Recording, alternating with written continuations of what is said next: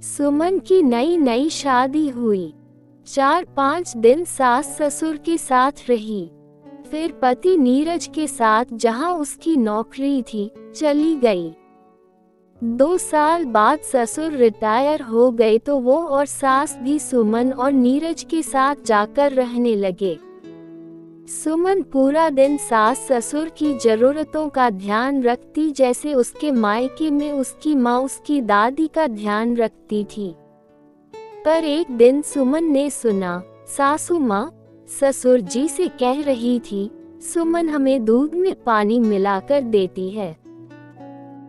सुमन ने इसका हल निकाला। वो किसी बहाने से सारा दूध का पतीला सासू माँ के पास ले जाती और वही उनको डाल कर दे देती।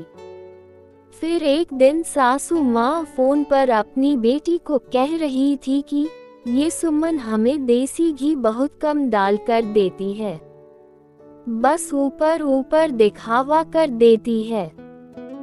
सुमन ने अगले ही दिन पूरा देसी घी का डिब्बा सास ससुर के कमरे में रख दिया, ये कहकर कि मैं कई बार घर पर नहीं होती तो आपको ढूंढने में दिक्कत होती है, जब खत्म हो जाएगा तो दूसरा रख दूंगी।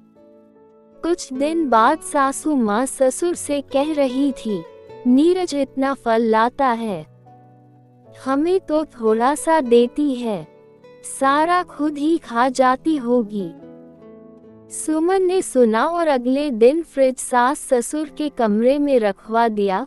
कहने लगी, आपको पानी, दूध, फल लेने के लिए इतनी दूर नहीं जाना पड़ेगा।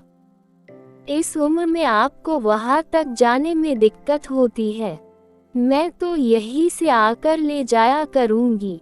उद्धरण।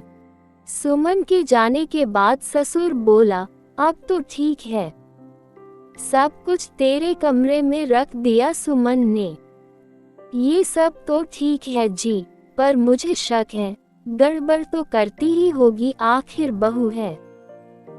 गड़बड़ वह नहीं करती, गड़बड़ तेरे दिमाग में है, क्योंकि तू खुद जैसी बहू रही वैसा अपनी बहू के बारे में सोच रही है। वहम का इलाज तो लुकमान हकीम के पास भी नहीं था। ससुर बोले जा रहे थे और सासू की अंतरात्मा उससे कह रही थी कि शायद यही सत्य है।